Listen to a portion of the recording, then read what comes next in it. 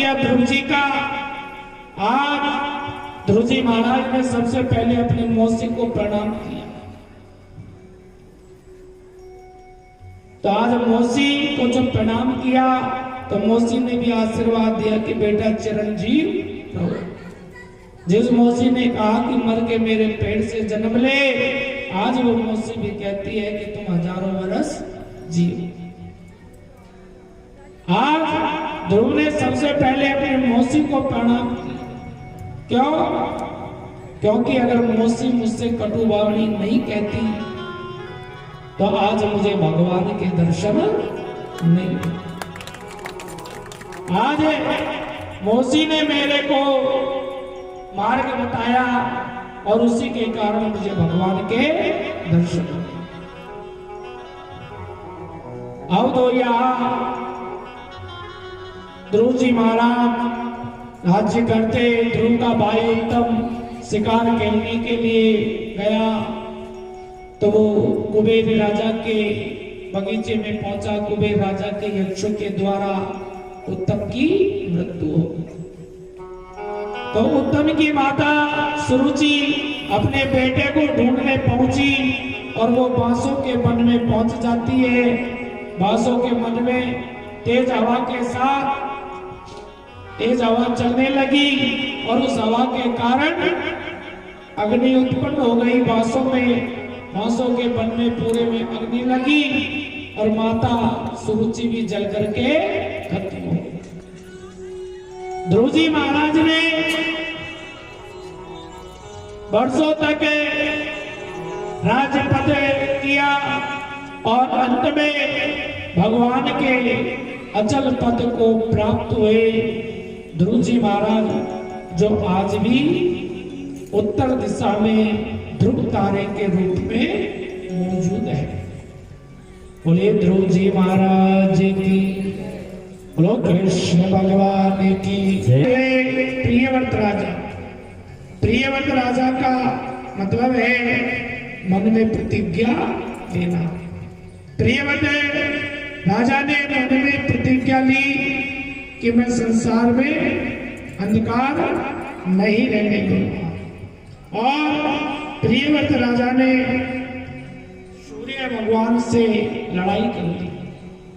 सूर्य के समान एक दिव्यव्रत को प्राप्त किया। प्रियव्रत राजा का पुत्र हुआ अग्नित, अग्नित का पुत्र हुआ नाभि, नाभि के पुत्र हुए ऋषभदेव महाराज। ये 8वें अवतार थे ऋषभदेव महाराज। बताया जाता है कि पूरे संसार के सम्राट राजा ऋषभदेव महाराज थे। राजा ऋषभदेव महाराज के 100 पुत्र हुए। 100 पुत्रों में सबसे बड़े बड़े पुत्र हुए जिनका नाम था भरत जी महाराज। ये भरत जी जो है भगवान की बहुत पूजा पाठ, भगवान की बहुत भक्ति करते थे। लेकिन एक बार कुछ हिरणों का समूह आया और एक हिरण के बालक से भरत जी महाराज का मोह हो गया और उस हिरण के बालक से इतना मोह हो गया कि पूजा पाठ धीरे धीरे कम हो गई और हिरण के बालक में भरत जी महाराज का मन फंस गया। हिरण के बालक का ध्यान रहा। उस हिरण के बालक का ध्यान रहने के कारण और भरत जी महाराज को हिरण के रूप में ही जन्म लेना पड़ा। बोलो श्री कृष्ण भगवान जय। क्योंकि माता अंत में जैसी हमारी मति होती है वैसी हमको गति मिलती है। तो यहाँ पुनः दोबारा ब्राह्मण के यहाँ भरत जी का दोबारा जन्म हुआ। तो यहाँ जिस ब्राह्मण कुल में यहाँ जन्म हुआ उस ब्राह्मण के 2 पत्नी थी। एक से भरत जी महाराज थे और दूसरी पत्नी के 9 पुत्र थे। भरत जी महाराज का जब जन्म हुआ तो ब्राह्मण के 100 वर्ष पूरे हो गए।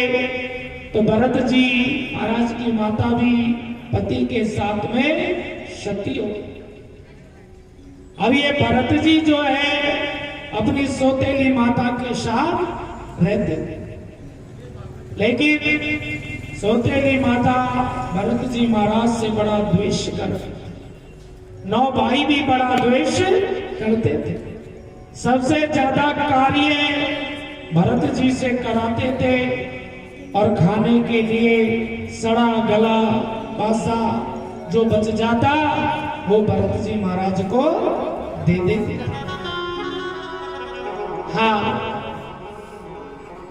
लेकिन भरत जी महाराज को जैसा भी रूखा सूखा मिल जाता उसमें वो खुश रहते, क्योंकि भरत जी महाराज कभी किसी से मोह नहीं करते, ना वो किसी को शत्रु मानते ना किसी को मित्र मानते, और हमेशा भगवान का भजन करते रहते थे।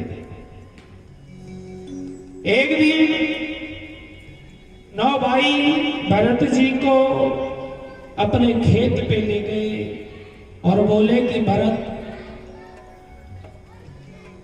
तू कोई काम ढंग से तो करता नहीं, जो भी काम बताए वो